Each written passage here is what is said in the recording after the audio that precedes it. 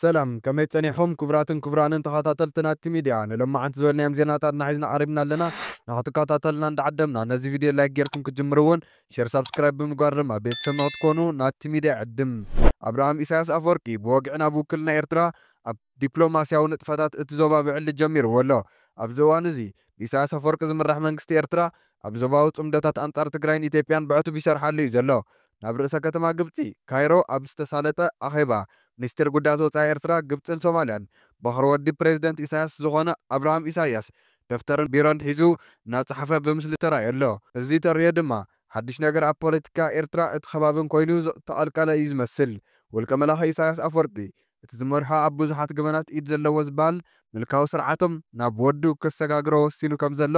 ዘርኢ ኮይኑ ተቐልቂሉ ኣሎ ኣብርሃም ኢሳያስ ኣፈወርቂ ኣብ ዝሓለፉ እዋናት ኣብ ዝተፈላለዩ ስራሕቲ ሚኒስተራት ኤርትራ ናብ ሚድያ ከይተቐልቀለ ግን ድማ መራሒ ኮይኑ ከም ዝመፀ እዩ ብበዝሒ እናተገለፀ መፅዩ ካብ ሚኒስተር ምክልኻል ኣዛዚ ሓይሊ ኣየር ኮይኑ እናሰርሐ ከም ዝመፀ ዝግለጽ ኣብርሃም ኣብቲ ዝሓለፈ 2024 ኣቆፃፅራ ኣውሮፓውያን ድማ ወላዲኡ ንኽትክእ ከም ዝተወሰነ እዩ ተገሊጹ ኣብርሃም ኢሳያስ ኣፈወርቂ ኣብ ካይሮ ኣብ ዝተኻየደ ኢትዮጵያ ናብ ቀይሕ ባሕሪ ከይተኣቱን ምክልኻል ዝተወደበ ዝተባሃለ ጽምዶ ንኤርትራ ወኪሉ ተሳቲፉ ኣሎ ተንታኒ ፖለቲካ ቀርኒ ኣፍሪካ ብፍላይ ድማ ኤርትራ ትግራይን ኢትዮጵያን ዝምልከቱ ጉዳያት ብስፍሓት ዝትንትን ማርቲን ፕለውት ኣብርሃም ኢሳያስ ኣብ ካይሮ ኣብ ዝተኻየደ ቀዳማይ ሚኒስትር ኣብይ ኣሕመድ ናብ ቀይሕ ባሕሪ ከይኣቱ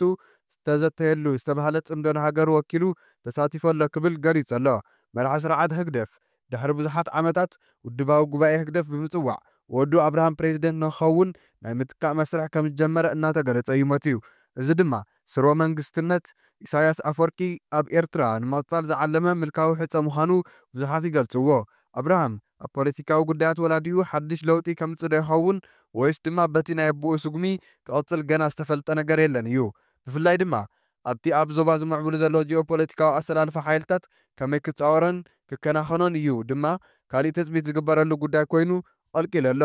በቲ ካሊእ ገጽ ድማ ኢትዮጵያን ሶማልያን ረክበን ናብ ንቡር ንምምላስ ተሰማሚዐን ኣለዋ ቀዳማይ ሚኒስተር ኣብይ ኣሕመድ ፕሬዚደንት ሓሰን ሼክ መሐመድን ኣብ መንጎ ኢትዮጵያን ሶማልያን ርክባትን ናብ ንቡር ንክምለስ ተሰማሚዖም ኣለው ክልቲኦም መራሕቲ ኣብ ኣዲስ ኣበባን ሞቃዲሾን ሙሉእ ዲፕሎማስያዊ ውክልና ብምስራት ዝምድና ክልቲአን ሃገራት ክጠናኸር ከም ዝተሰማዕምዑ ተፈሊጡ ኣሎ ክልቲአን ሃገራት ንኣስታት ሓደ ዓመት ዝፀንሐ ዝምድናታት ናብ ንቡር ንምምላስ ተሰማሚዐን ኣለዋ ይብሉ ዜናታት ኢትዮጵያ ፕሬዚደንት ሶማልያ ሓሰን ሼክ መሐመድ ትማሊ ቀዳም ኣማስዩ ናብ ኣዲስ ኣበባ ተጓዒዙ ምስ ቀዳማይ ሚኒስተር ኣብይ ኣሕመድ ተዘራሪቡ ኣሎ ድሕሪ እቲ ኣኼባ ብቤት ጽሕፈት ቀዳማይ ሚኒስተር ኢትዮጵያ ኣብ ዘውፅኦ ሓበራዊ መግለጺ ኣብይን ሓሰን ሼክ መሐሙድን ኣብ ናይ ሓባር ስክፍታ ዘለዎም ክልቲኣውን ዞባውን ጉዳያት ሓሳብ ከም ዝተለዋወጡ ኣመልኪቱ ብመሰረት እቲ መግለጺ እቶም መራሕቲ ርክብ ኣሕዋት ህዝብታት ክልቲአን ሃገራት ንምጥንኻር ሃናፂ ዘተ ኣካይዶም ይብል ውሳነ እቶም መራሕቲ ድማ ድሕሪ ኣስታት 10 ኣዋርሕ ኣምባሳደር ኢትዮጵያ ኣብ ሶማልያ ናብ ሞቃዲሾ ንምምላስ መንገዲ ዝፀርግ ዝተባሃለ ኮይኑ ሶማልያ ኣብ ሞቃዲሾ ዝመደብሩ ኣምባሳደር ኢትዮጵያ ሙክታር መሐመድ ኣብ መጋቢት 2016 ዓ.ም ኣባረራቶ እያ ነይራ ኢትዮጵያ ምስ ሶማሊላንድ ዝፈረመቶ ስምምዕነት ዝተቆጣዐት ሶማልያ ኣብቲ እዋን ኣብ ኣዲስ ኣበባ ንዝነበረ ኣምባሳደራ ናብ ሞቃዲሾ ንምምኻር ብዝብል ፀዊዓቶ እያ ብሰንኪቲ ምስ ሃርጌሳ ዝተፈረመ ናይ ምርዳእ መዘክር ሶማሊላንድን ኢትዮጵያን መንግስቲ ፕሬዚደንት ሓሰን ሼክ መሐመድ ኣብ ሶማልያ ሕብረት ኣፍሪካ ተሳትፎ ኢትዮጵያ ዝኸልክል ሓድሽ ሓሳብ ሒዙ ወፅዩ ሚኒስትር ምክልኻል እታ ሃገር ኣይሻ መሐመድ ምስ ሶማልያዊ መዘናእ ንምርኻብ ኣብቲ ዝሓለፈ ሰሙን ናብ ሞቃዲሾ ተጓዒዛ ነይራ እያ ካብቶም ዝተዘረበሎም ጉዳያት ሓደ ድማ ኢትዮጵያ ኣብቲ ሓድሽ ተልእኾ ምክፋላ እዩ ኢትዮጵያ ኣብቲ ብወታደራት ግብፂ ዘሳትፍ ሓድሽ ተልእኾ ዘለዎ ግደ ኣብ ሶማልያ ኣብ መንጎ ቀዳማይ ሚኒስተር ኣብይን ፕሬዚደንት ሶማልያ ሓሰን ሼክ መሐሙድን ዝካየድ ዘተ ድማ ካብቶም ቀዳምነታት ከም ዝኾነ እዩ ዝግለጽ ዘሎ ኢትዮጵያን ሶማልያን ኣብ ዝርከባሉ ዞባ ቀርኒ ኣፍሪካ ምርጋእ ክልቲአን መራሕቲ ኣብ ዘውፅእዎ ሓበራዊ መርገፂ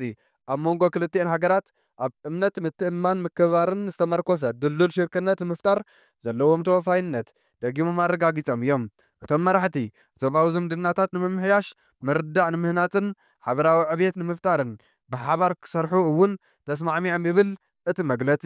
ቀዳማይ ሚኒስተር ኣብይን ፕሬዚደንት ሓሰን ሼክ መሐመድን ኣብ መጀመርታ ወርሒ ታሕሳስ ብሓይሊ ቱርኪ ኣብ ኣንካራ ኣብ ዝተኻየደ ሳልሳይ ዙርያ ዝርርብ ኢትዮጵያን ሶማልያን ፊት ንፊት ክሳብ ዝራኸባ ዝምድና ክልቲአን ሃገራት ወጥሪ ኮይኑ ጸኒሑ እዩ ነዚ ፕሬዚደንት ቱርኪ ረሲብ ጠይብ ኤርዶጋን ዝምራሕ ዘተ ስዒቡ ድማ ኢትዮጵያን ሶማልያን ፍልያትን ኣካታዓይ ጉዳያትን ንጎኒ ገዲፈን ምትሕብባር ክፈጥራ ተስማዕሚዐን እየን። ብተወሳኺ ኣብ ትሕቲ ሉዓላዊ ስልጣን ሶማልያን ኢትዮጵያ ብውዕሊ ብሊዝን ተመሳሳሊ ምድላዋትን ውሕስ ዘላቕን ወደብ ባሕሪ ንምቕራብ ንምምችቻው ኣብቲ እዋን ኣብ ስምምዕነት በፂሓ እያ። ኣብ ናይ ሎሚ ዘተ ክልቲኦም መራሕቲ ኣብ ኣዲስ ኣበባ ድማ ኣብ ስምምዕነት ዘለዎም ተወፋይነት ደጊሞም ኣረጋጊጾም። ኣብ ኣንካራ ተሓሲቡ ዘሎ ቴክኒካዊ ድርድር ንምቅልጣፍ እውን ተስማዕሚዖም ኣለዉ። ኣብ መስርሕ ኣብቲ ዝመፁ ዘለዉ ወርሒ ደካቲት ክካየድ ተመዲቡ ዘሎ ቴክኒካዊ ድርድር ኣብ ስምምዕነት ኣንካራ ዝተኻተቱ ጉዳያት ዘተኮረ ኮይኑ ጉዳይ ወደብ ባሕሪ ዝሓወሰ እዩ። እተን ሃገራት ቱርኪ ዘመቻቸወቶ ቴክኒካዊ ድርድር ኣብ ውሽጢ 4 ኣዋርሕ ክዛዝማ እየን። ሓድሽ ስምምዕነት ንምፍራም ድማ መደብ ከም ዘለዎን እዩ ዝግለጽ ዘሎ።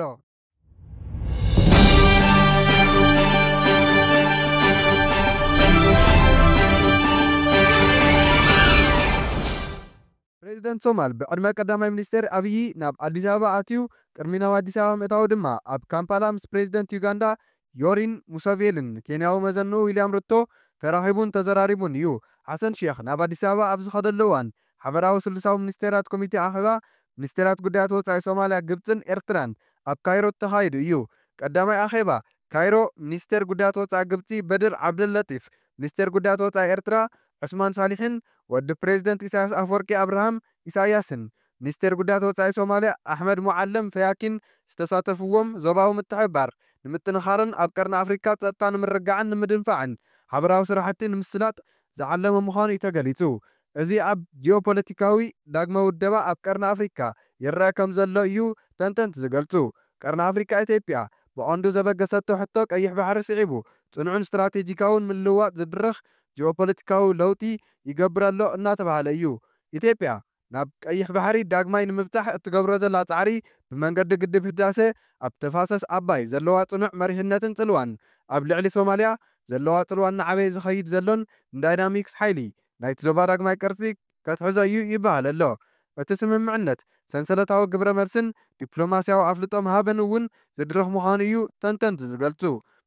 ምምላስ ተበጻሕነት ቀይሕ ባሕሪ ኢትዮጵያ ኣብ ነዊሕ እዋን ዝጸንሕ ስትራቴጂ ኢትዮጵያ ኮይኑ ኣብዚ ቀረባ እዋን ንዝተወሰደ ስጉምትታት ከም ምስ ሶማሊላንድ ዝተገበረ ስምምዕነት ንኢትዮጵያ ክትበጽሕ ተኽእሎ ባሕሪ ምሃብ ኢትዮጵያ ተበጻሕነት ባሕሪ ንምውሓስ ዘለዋ ቆራጽነት ዘመልከት እዩ ይብሉ ተዓዘብቲ። ኢትዮጵያ ምስ ሶማሊላንድ ዘካየደቶ ስምምዕነት ሕጋዊ ባህግታታ ቀይሕ ባሕሪ ተኸታታሊ ዞባውን ኣህጉራውን ኣፍልጦ ምሃብ ኣበጊሱ እዩ ዝብሉ እቶም ተንተንቲ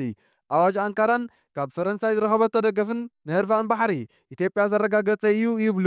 ካብዚ ሓሊፉ ኢትዮጵያ ሶማል ኣብ ምፍቃድ ተበጻሕነት ባሕሪ ብዝምልከት ዘተ ክትሳተፍ ኣገዲዳት ኣላ። በዚ ድማ መርገጺ ኣጠናኺራትሉ እያ ኣዲስ ኣበባ ይብሉ። ጅቡትን ኤርትራን ካብ ስትራቴጂ ቀይሕ ባሕሪ ኢትዮጵያ ዝበዝሕ ክሳራ ክረኽባ እየን ዝብሉ እቶም ተንተንቲ ቁጠባ ጅቡቲ ብበዝሒ ኣብ ንግዳዊ ንጥፈታት ኢትዮጵያ ዝተመርኮዘ ኮይኑ ልዕሊ 900 ንጥፈታት ድማ ወደባት ዝሓዘ ብምዃኑ ጽልኡ ከቢድ ይብሉ። ኢትዮጵያ ኣብ ምብዛሕ እትገብሮ ዘላ ጻዕርታት ንጅቡቲ ብቁጠባ ክትገብራ ከም እትኽእል እዮም ስጋት ዘሎ። ኤርትራ ዋላ እኳ ስትራቴጂካዊ ገማግም ቀይሕ ባሕሪ እትውንን እንተኾነት ወደባታ ከተማዕብል ወይ ድማ ዞባዊ ሽርክነት ተጠቃምነትን ክትምስርት ስለ ዘይከኣላ ካብ ግዜ ናብ ግዜ ሽርክነት ተነፂላን ግዜ ገዲፍዋን ይሃድምን ናይ ደገ ተቓላዕነታ ይሕይል ከም ዘሎ እዮም ተንተንቲ ዝገልጹ። ዓብዪ ግድብ ህዳሴ ኢትዮጵያ ከም ቀንዲ መሳርሒ ጂኦፖለቲካዊ ነውፂ ቀርኒ ኣፍሪካ ኮይኑ እናቐጸለ እዩ ዘሎ። እቲ ግድብ ኣብ ዞባዊ ስትራቴጂ ኢትዮጵያ ለውጢ ምዘምጽእ ምዕራፍ ዝውክል ኮይኑ ግብፂ ኣብ ልዕሊ ተፋሰስ ኣባይ ዝነበራ ታሪኻዊ ዕብለላ ምዝዛሙ ዘመልክት እዩ ይብልዎ። ሕዚ ኣብ ምዝዛም ዝቐረበ ግድብ ህዳሴ ግብራውን ዲፕሎማስያውን ሓይሊ ኮይኑ ንዳይናሚክ ሓይሊ ተፋሰስ ኣባይ ዳግማይ ቅርጺ ምምጻእ ልዑል ተኽእሎ ዘለዎ ምዃኑ እዮም ዝገልጹ ዘለዉ። ስምምዕነት ምትሕጋዝ ላዕለዎት ተፋሰስ ኣባይ መወዳእታ ዕብለላ ግብፅን እዩ ዝበሉ ተንተንቲ እቲ ብላዕለዎት ሃገራት ተፋሰስ ኣባይ ዝጸደቐ ናይ ምትሕጋዝ ማዕቀፍ ስምምዕነት ግብፂ ኣብ ልዕሊ ማያት ኣባይ ታሪኻዊ ምስላት ኣለዋ ዝብል ቃል ዝፈታትኑ ኮይኑ ኣብ ውዕሊ መግዛእቲ ዝተመርኮሰ ዓብላላይነታ ድማ ዘኸትም ምዃኑ እዮም ዝገልጽዎ። ኣብ ፍትሓዊ ኣጠቓቕማ ማይ ትኹረት ምሃቡ ንኢትዮጵያን ካልኦት ላዕለዎት ግዝኣታትን ልምዓታዊ መሰል ንከረጋግጻ ስልጣን ዝሃበ ኮይኑ እቲ ስምምዕነት ሱዳን ንግድብ ህዳሴ ንምድጋፍ ቅድሚ 5 ዓመታት ዝነበራ ተበግሶ ግብራዊ ንምዝምባልን ንምቁፅጻሩ ሕጂን ኤሌክትሪክን ዘለዎ ረብሓን ብምግንዛብ ንመርገጺ ግብፂ ዝያዳ ክጸልኡ ከም ዝኽእሉ እዩ ዝግለጽ። ስትራቴጂካዊ ኣሰላልፋ ሶማልያ ምስ ኢትዮጵያ ሶማልያ ምስ ኢትዮጵያ ዘለዋ ምትእስሳር ኣብ መንጎ ኢትዮጵያ ቁጠባውን ወታደራውን ንምትእስሳር ማእኸላይ መንግስቲ ዘለዎ ድሩት ኣማራጺታት ጽልዋ ኢትዮጵያ ካብ ቪላ ሶማልያ ማእኸላይ መንግስቲ ሓሊፉ ናብቶም ልዑል ርእሰ ምሕደራን ስትራቴጂካዊ ኣገዳስነትን ዘለዎም ፌደራላዊ ኣባል ክልላት ሶማልያ ይዝርጋሕ እዩ። ቁጠባውን ወታደራውን ምትእስሳር ኢትዮጵያ ምስተን ዓርሰ ግዝኣታት ድማ እናሰፍሐ ይኸይድ ከም ዘሎ እዩ ተዓዘብቲ ዝገልጹ። ኢትዮጵያ ምስ ሶማልያ ዘለዋ ቁጠባዊ ርክብ ብፍላይ ብንግድን ወደባዊ ወፍርን ጽልዋኣ ይሕይል እዩ ዘሎ። ኢትዮጵያ ኣብ ተልእኾ ሕብረት ኣፍሪካ ኣብ ሶማልያ ክልቲኣዊ ስርሒታት ጸጥታ ኣንጻር ኣልሸባብን ዘለዋ ኣበርክቶ ቅድሚ ሕዚ እውን ኣብ ውሕስ ምርግጋእ ሶማልያ ዝነበረ ጽልዋ ሶማልያ ኣብ ወታደራውን ቁጠባውን ደገፍ ኢትዮጵያ ምጽጋዓ ንቪላ ሶማልያ ምስ ኣዲስ ኣበባ ካብ ምትእስሳር ሓሊፉ ካልእ ኣማራጺ ከም ዘይብላ ይገብራ እዩ ይብሉ ተንተንቲ። ከም በዓል ጁባላንድን ፑንትላንድን ዝኣምሰላ ፌደራላዊ ግዛኣታት ሶማልያ ምስ ኢትዮጵያ ድልድል ርክብ ይሕዛ መብዛሕትኡ ግዜ ነቲ ኣብ ሞቃዲሾ ዘሎ ማእኸላይ መንግስቲ ይሓልፋ ኣለዋ ይብሉ። ምስ ኢትዮጵያ ዘዳዊ ጁባላንድ ንረብሓታት ጸጥታ ኢትዮጵያ ወሳኒ መከላኸሊ ዞባ ክኸውን እንከሎ ፑንትላንድ ምስ ኢትዮጵያ ዘለዋ ቁጠባውን ምትሕብባር ድማ ነዚ ኣሰላልፋ እዚ ዘደልድል እዩ። ኢትዮጵያ ብቐጥታ ምስ ዘን ግዝኣታት ናይ ምትእስሳር ዓቕማ ንቪላ ሶማልያ ርእሰ ምሕደራ ብምንካይ ንዞባዊ ዕላማታት ኢትዮጵያ ክትተሓባበር የገድዳ ይብልዎ። ስትራቴጂካዊ ጽልዋ ኢትዮጵያ ኣብ ጂኦፖለቲካዊ ስርዓት ቀርኒ ኣፍሪካ ነጥቢ ኣብ መቐይሮ ሒዙ ይመጽእ ከም ዘሎን ኢትዮጵያ ብመንገዲ ተበጻሕነት ቀይሕ ባሕሪ ኣብ ተፋሰስ ናይል ናይ ኣመራርሓ ጽልዋ ኣብ ልዕሊ ሶማልያ ብዘለዋ ጽልዋን ንዞባዊ ዳይናሚክ ሓይሊ ዳግም ናይ ምቕያር ተኽእሎ ኣለዋ ዝብሉ ተዓዘብቲ ምንቁልቋል ብታሪክ ዓብላሊ ተዋሳእቲ ከም ግብፂ ጅቡትን ኤርትራን ኣብ ዙርያ ኢትዮጵያ ዘማእኸለ ሓዱሽ ዞባዊ ስርዓት መቐልቃሉ ግን ዘጉልሕ እዩ ይብሉ። ይኹን እምበር ግን ኢትዮጵያ ኣብ ውሽጣ ዘሎ ዕጥቃዊ ግጭታትን ወጥርን ከምኡውን እናኸፍአ ዝኸይድ ዘሎ ዝበሃል ቁጠባውን ፖለቲካውን ምንጋዕ እቶም ኣብቲ ዞባ ክተምጽኦም ትኽእል እያ ዝብልዎ ዘለዉ ጽልዋታት ክንዲ ዝድለ ኣብ ጫፍ ናይ ምብጻሕ ተልእኾኡ ዝጠራጠሩ ወገናት እውን ኣለዉ እዮም። ወዲ ፕሬዚደንት ዩጋንዳ ሞሖዚ ካይነርጉባ ኣካታዒ ኤክስ ኣጠቓቕምኡ ደው ከም ዘበሎ ገሊጹ ኣሎ። ወዲ ፕሬዚደንት ዩጋንዳ ዮሪ ሞሶቮኒ ዝኾነ መሃዚ ካይነርጉባ እቲ ኣካታዒ መልእኽትታት ክዝርግሓሉ ዝጸንሐ ማሕበራዊ መራኸቢ ኤክስ ምጥቃሙ ደው ከም ዘበለ ኣፍሊጡ ኣሎ። እቲ ወዲ 50 ዓመት ጀነራል ሰራዊት ዩጋንዳ ወታደራዊ ፕሮቶኮላት ብምጥሓስ ኣብ ፖለቲካዊ መድረኽ ተጸሚዱ ብምጽንሑ ነቲ ካብ 1986 ጀሚሩ ኣብ ስልጣን ጸንሐ ኣቦኡ ንምትካእ ዘለዎ ድሌት ዝምልከት ክትዓት ከልዕል ጸኒሑ እዩ። ኣብዚ ቀረባ እዋን ድማ ንመራሒ ተቃዋሚ ሰልፊ እታ ሃገር ዝኾነ ኣካል ባይቶ ቦብ ዋይን ርእሱ ክቆርጾ ምዃኑ ዘፈራርሕ ጽሑፍ ኣብ ኤክስ ወይ ድማ ትዊተር ድሕሪ ምዝርግሑ ቁጣዕን ናዕብን ኣላዒሉ እዩ ነይሩ። ጀነራል ካይነር ጉባ ኣብ ዝሓለፈ ዓርቢ ዝጸሓፎ ናይ መወዳእታ ጽሑፉ ሕዚ ካብዚ ክወፅን ትኹረት ዝገብረሉ ዘሎ ግዜ በፂሑ ከም ዘሎ ገሊጹ ኣብ ወታደራዊ ዕማማቱ ከተኩር ከም ዝኾነ እኳ እንተገለጸ ኣብ ወፃእ ግን ምስ 1 ሚልዮን ሰዓብቱ ዳግማይ ክራኸብ ምዃኑ ቃልኣት የሎ። ጀነራል ካይነር ጉባ ንኤክስ ኣካውንቱ ክዓጽዎ ነዚ ናይ መጀመርታ ኣይኮነን። ኣብ 2022 ካብቲ መድረኽ ወፂኡ ድሕሪ መዓልፍታት ጥራሕ ከም ዝተመለሰ ይዝከር እዩ። ክቡራት ተኸታተልቲ ንሎማዓት ዝበልናዮም ዜናታትና ነዚኦም ይመስሉ ነይሮም። ስለ ዝተኸታተልኩምና ኣዝና እንዳመስገንና ላይክ ሼር ሰብስክራይብ ብምግባር ድማ ቤተሰብ ንኽትኮኑ እንዳዓደምና ብኻልእ ዜናታትና ክሳዕ ንራኸብ ድማ ሰናይ ጻንሒት